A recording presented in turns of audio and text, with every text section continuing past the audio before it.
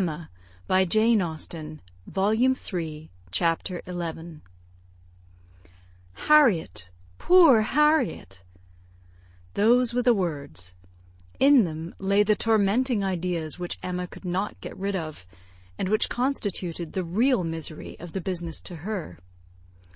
Frank Churchill had behaved very ill by herself, very ill in many ways, but it was not so much his behaviour as her own which made her so angry with him. It was the scrape which he had drawn her into on Harriet's account that gave the deepest hue to his offence. Poor Harriet! To be a second time the dupe of her own misconceptions and flattery. Mr. Knightley had spoken prophetically when he once said, "Emma, you have been no friend to Harriet Smith." She was afraid she had done her nothing but disservice. It was true that she had not to charge herself, in this instance as in the former, with being the sole and original author of the mischief, with having suggested such feelings as might otherwise never have entered Harriet's imagination, for Harriet had acknowledged her admiration and preference of Frank Churchill before she had ever given her a hint on the subject. But she felt completely guilty of having encouraged what she might have repressed. She might have prevented the indulgence and increase of such sentiments. Her influence would have been enough. And now she was very conscious that she ought to have prevented them. She felt that she had been risking her friend's happiness on most insufficient grounds.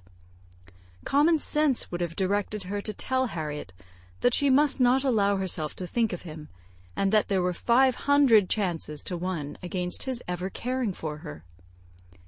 But, with common sense, she added, "I am afraid I have had little to do." She was extremely angry with herself. If she could not have been angry with Frank Churchill too, it would have been dreadful. As for Jane Fairfax, she might at least relieve her feelings from any present solicitude on her account. Harriet would be anxiety enough. She need no longer be unhappy about Jane, whose troubles and whose ill health having, of course, the same origin, must be equally under cure. Her days of insignificance and evil were over. She would soon be well and happy and prosperous. Emma could now imagine why her own attentions had been slighted. This discovery laid many smaller matters open. No doubt it had been from jealousy. In Jane's eyes she had been a rival, and well might anything she could offer of assistance or regard be repulsed. An airing in the Hartfield carriage would have been the rack, and arrowroot from the Hartfield storeroom must have been poison. She understood it all, and as far as her mind could disengage itself from the injustice and selfishness of angry feelings, she acknowledged that Jane Fairfax would have neither elevation nor happiness beyond her desert. But poor Harriet was such an engrossing charge. There was little sympathy to be spared for anybody else. Emma was sadly fearful that this second disappointment would be more severe than the first.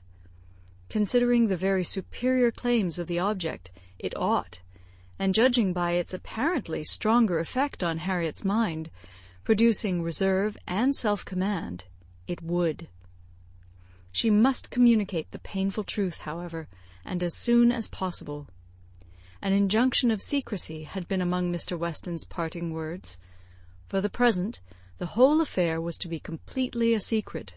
Mr. Churchill had made a point of it, as a token of respect to the wife he had so very recently lost, and everybody admitted it to be no more than due decorum. Emma had promised, but still Harriet must be accepted. It was her superior duty. In spite of her vexation, she could not help feeling it almost ridiculous that she should have the very same distressing and delicate office to perform by Harriet, which Mrs. Weston had just gone through by herself. The intelligence which had been so anxiously announced to her, she was now to be anxiously announcing to another. Her heart beat quick on hearing Harriet's footstep and voice. So, she supposed, had poor Mrs. Weston felt when she was approaching Randalls. Could the event of the disclosure bear an equal resemblance? But of that, unfortunately, there could be no chance. "Well, Miss Woodhouse," cried Harriet, coming eagerly into the room, "is not this the oddest news that ever was?" "What news do you mean?" replied Emma, unable to guess, by look or voice, whether Harriet could indeed have received any hint. "About Jane Fairfax. Did you ever hear anything so strange? Oh, you need not be afraid of owning it to me, for Mr. Weston has told me himself. I met him just now. He told me it was to be a great secret, and therefore I should not think of mentioning it to anybody but you, but he said you knew it." "What did Mr. Weston tell you?" said Emma, still perplexed. "Oh, he told me all about it, that Jane Fairfax and Mr. Frank Churchill are to be married, and that they have been privately engaged to one another this long while. How very odd!" It was, indeed, so odd. Harriet's behaviour was so extremely odd that Emma did not know how to understand it. Her character appeared absolutely changed. She seemed to propose showing no agitation, or disappointment, or peculiar concern in the discovery. Emma looked at her, quite unable to speak. "Had you any idea," cried Harriet, "of his being in love with her? You, perhaps, might. You," blushing as she spoke, "who can see into everybody's heart, but nobody else." "Upon my word," said Emma, "I begin to doubt my having any such talent. Can you seriously ask me, Harriet, whether I imagine him attached to another woman, at the very time that I was tacitly, if not openly, encouraging you to give way to your own feelings? I never had the slightest suspicion, till within the last hour, of Mr. Frank Churchill's having the least regard for Jane Fairfax. You may be very sure that if I had, I should have cautioned you accordingly." "Me?" cried Harriet, colouring and astonished. "Why should you caution me? You do not think I care about Mr. Frank Churchill?" "I am delighted to hear you speak so stoutly on the subject," replied Emma, smiling. "But you do not mean to deny that there was a time, and not very distant either, when you gave me reason to understand that you did care about him?" "Him? Never, never! Dear Miss Woodhouse, how could you so mistake me?" Turning away, distressed. "Harriet!" cried Emma, after a moment's pause. "What do you mean? Good heaven, what do you mean? Mistake you? Am I to suppose, then—" She could not speak another word. Her voice was lost, and she sat down, waiting in great terror till Harriet should answer. Harriet, who was standing at some distance, and with face turned from her, did not immediately say anything, and when she did speak, it was in a voice nearly as agitated as Emma's. "I should not have thought it possible," she began, "that you could have misunderstood me. I know we agreed never to name him, but considering how infinitely superior he is to everybody else, I should not have thought it possible that I could be supposed to mean any other person. Mr. Frank Churchill, indeed! I do not know who would ever look at him in the company of the other. I hope I have a better taste than to think of Mr. Frank Churchill, who is like nobody by his side. And that you should have been so mistaken is amazing. I am sure, but for believing that you entirely approved and meant to encourage me in my attachment, I should have considered it at first too great a presumption almost to dare to think of him. At first, if you had not told me that more wonderful things had happened, that there had been matches of greater disparity, those were your very words, I should not have dared to give way to, I should not have thought it possible. But of you, who had been always acquainted with him— "Harriet!" cried Emma, collecting herself resolutely, "let us understand each other now, without the possibility of farther mistake. Are you speaking of Mr. Knightley?" "To be sure I am. I never could have an idea of anybody else. and so I thought you knew. When we talked about him, it was as clear as possible." "Not quite," returned Emma, with forced calmness. "For all that you then said appeared to me to relate to a different person. I could almost assert that you had named Mr. Frank Churchill. I am sure the service Mr. Frank Churchill had rendered you in protecting you from the gipsies was spoken of." "Oh, Miss Woodhouse, how you do forget!" "My dear Harriet, I perfectly remember the substance of what I said on the occasion. I told you that I did not wonder at your attachment, that, considering the service he had rendered you, it was extremely natural, and you agreed to it, expressing yourself very warmly as to your sense of that service, and mentioning even what your sensations had been in seeing him come forward to your rescue. The impression of it is strong on my memory." "Oh, dear," cried Harriet, "now I recollect what you mean. But I was thinking of something very different at the time. It was not the gipsies. It was not Mr. Frank Churchill that I meant. No," with some elevation, "I was thinking of a much more precious circumstance, of Mr. Knightley's coming and asking me to dance, when Mr. Elton would not stand up with me, and when there was no other partner in the room. That was the kind action, that was the noble benevolence and generosity, that was the service which made me begin to feel how superior he was to every other being upon earth." "Good God!" cried Emma, "this has been a most unfortunate, most deplorable mistake. What is to be done?" "You would not have encouraged me then, if you had understood me. At least, however, I cannot be worse off than I should have been, if the other had been the person. And now, it is possible—" She paused a few moments. Emma could not speak. "I do not wonder, Miss Woodhouse," she resumed, "that you should feel a great difference between the two, as to me, or as to anybody. You must think one 500,000,000 times more above me than the other. But I hope, Miss Woodhouse, that supposing that if, strange as it may appear, but you know they were your own words, that more wonderful things had happened, matches of greater disparity had taken place than between Mr. Frank Churchill and me, and therefore it seems as if such a thing even as this may have occurred before, and if I should be so fortunate beyond expression as to, if Mr. Knightley should really, if he does not mind the disparity, I hope, dear Miss Woodhouse, you will not set yourself against it, and try to put difficulties in the way. But you are too good for that, I am sure." Harriet was standing at one of the windows. Emma turned round to look at her in consternation, and hastily said, "Have you any idea of Mr. Knightley's returning your affection?" "Yes," replied Harriet, modestly, but not fearfully. "I must say that I have."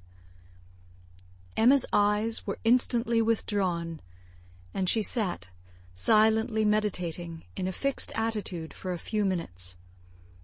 A few minutes were sufficient for making her acquainted with her own heart. A mind like hers, once opening to suspicion, made rapid progress. She touched, she admitted, she acknowledged the whole truth. Why was it so much worse that Harriet should be in love with Mr. Knightley than with Frank Churchill? Why was the evil so dreadfully increased by Harriet's having some hope of a return? It darted through her with the speed of an arrow, that Mr. Knightley must marry no one but herself. Her own conduct, as well as her own heart, was before her in the same few minutes. She saw it all with a clearness which had never blessed her before. How improperly she had been acting by Harriet! How inconsiderate, how indelicate, how irrational, how unfeeling had been her conduct! What blindness, what madness had led her on! It struck her with dreadful force, and she was ready to give it every bad name in the world. Some portion of respect for herself, however, in spite of all these demerits, some concern for her own appearance, and a strong sense of justice by Harriet, there would be no need of compassion to the girl who believed herself loved by Mr. Knightley, but justice required that she should not be made unhappy by any coldness now, gave Emma the resolution to sit and endure farther with calmness, with even apparent kindness. For her own advantage, indeed, it was fit that the utmost extent of Harriet's hopes should be inquired into, and Harriet had done nothing to forfeit the regard and interest which had been so voluntarily formed and maintained, or to deserve to be slighted by the person whose counsels had never led her right. Rousing from reflection, therefore, and subduing her emotion, she turned to Harriet again, and, in a more inviting accent, renewed the conversation. For as to the subject which had first introduced it, the wonderful story of Jane Fairfax, that was quite sunk and lost. Neither of them thought but of Mr. Knightley and themselves. Harriet, who had been standing in no unhappy reverie, was yet very glad to be called from it by the now encouraging manner of such a judge and such a friend as Miss Woodhouse, and only wanted invitation to give the history of her hopes with great though trembling delight. Emma's tremblings as she asked, and as she listened, were better concealed than Harriet's, but they were not less. Her voice was not unsteady, but her mind was in all the perturbation that such a development of self, such a burst of threatening evil, such a confusion of sudden and perplexing emotions must create. She listened with much inward suffering, but with great outward patience, to Harriet's detail. Methodical, or well arranged, or very well delivered, it could not be expected to be, but it contained, when separated from all the feebleness and tautology of the narration, a substance to sink her spirit, especially with the corroborating circumstances which her own memory brought in favour of Mr. Knightley's most improved opinion of Harriet. Harriet had been conscious of a difference in his behaviour ever since those 2 decisive dances. Emma knew that he had, on that occasion, found her much superior to his expectation. From that evening, or at least from the time of Miss Woodhouse's encouraging her to think of him, Harriet had begun to be sensible of his talking to her much more than he had been used to do, and of having indeed quite a different manner towards her, a manner of kindness and sweetness. Latterly she had been more and more aware of it. When they had been all walking together, he had so often come and walked by her, and talked so very delightfully. He seemed to want to be acquainted with her. Emma knew it to have been very much the case. She had often observed the change, to almost the same extent.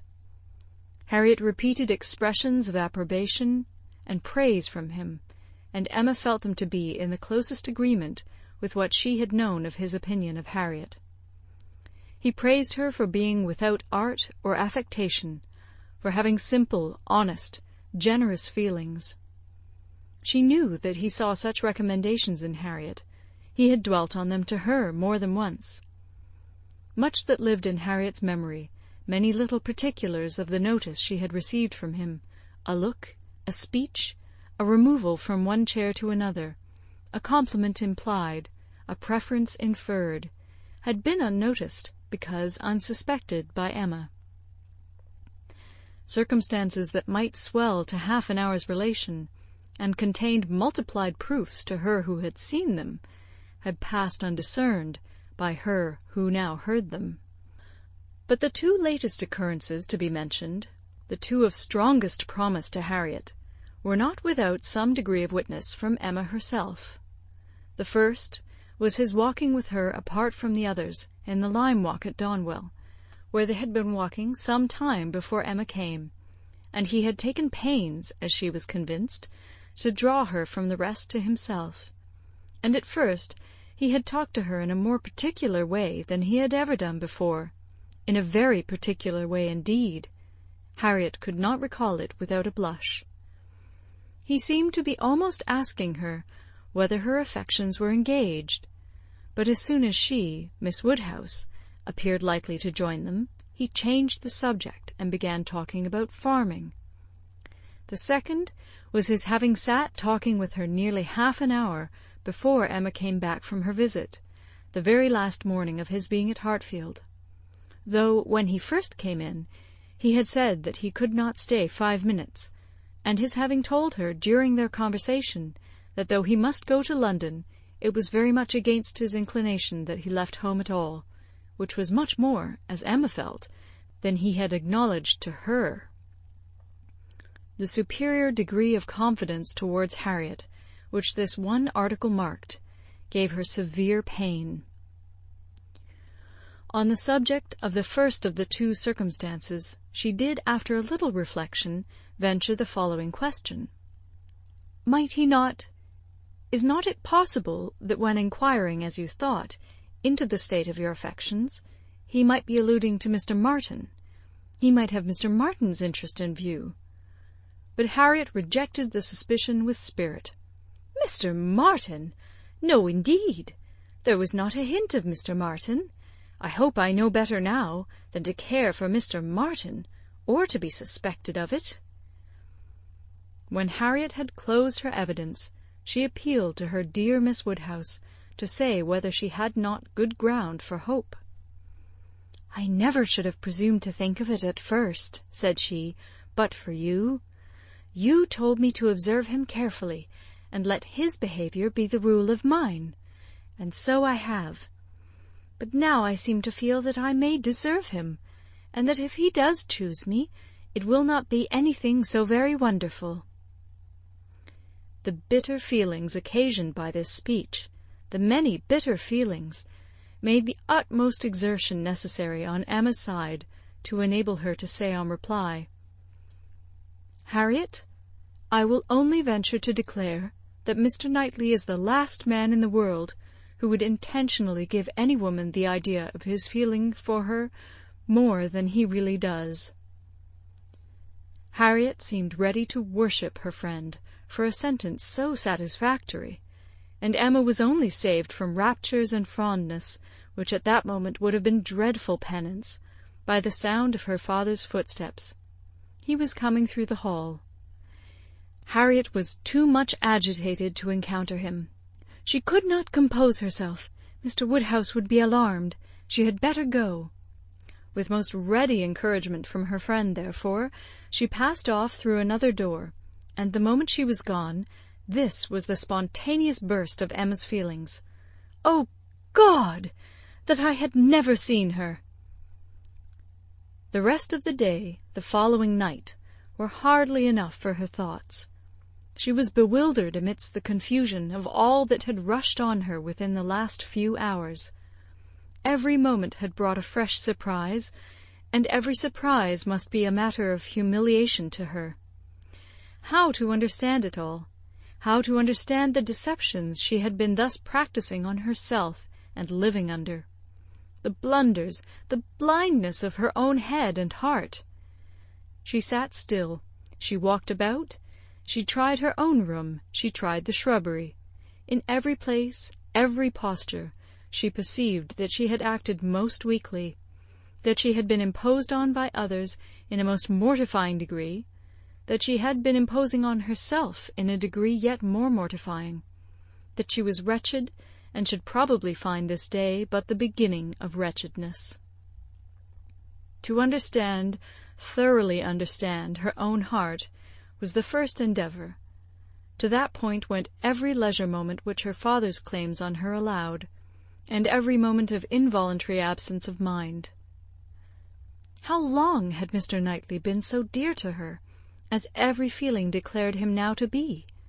When had his influence, such influence, begun? When had he succeeded to that place in her affection which Frank Churchill had once, for a short period, occupied? She looked back, she compared the two, compared them as they had always stood in her estimation from the time of the latter's becoming known to her, and as they must at any time have been compared by her had it, Oh, had it by any blessed felicity occurred to her to institute the comparison! She saw that there never had been a time when she did not consider Mr. Knightley as infinitely the superior, or when his regard for her had not been infinitely the most dear. She saw that in persuading herself, in fancying, in acting to the contrary, she had been entirely under a delusion, totally ignorant of her own heart, and, in short, that she had never really cared for Frank Churchill at all. This was the conclusion of the first series of reflection. This was the knowledge of herself, on the first question of inquiry, which she reached, and without being long in reaching it.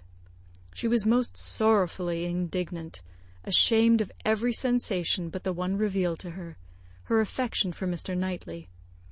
Every other part of her mind was disgusting. With insufferable vanity she had believed herself in the secret of everybody's feelings, with unpardonable arrogance proposed to arrange everybody's destiny. She was proved to have been universally mistaken, and she had not quite done nothing, for she had done mischief. She had brought evil on Harriet, on herself, and, she too much feared, on Mr. Knightley.